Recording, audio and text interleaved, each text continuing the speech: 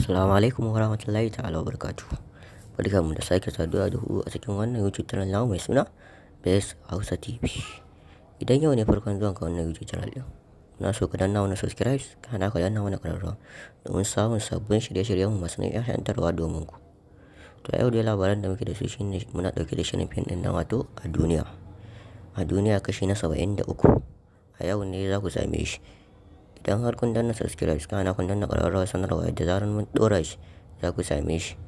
Wannan shirin fim ɗin mai suna a duniya kashi na 73 za a ci gaba da bibiyar shi domin samun ƙayatattun jarumai masu burgewa da ban dariya irin su Abale da dai sauran jarumai dai su Tijjani Asasi su Kumurci.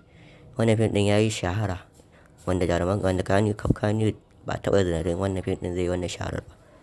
Inda Kannywood ma sun san wannan fim ɗin ya yi shahara sosai.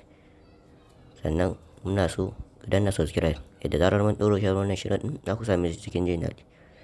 Wannan YouTube channel ɗin namu da sannu za ta dinga kawo muku sababbin shirye-shirye masu kayan nishaɗantarwa.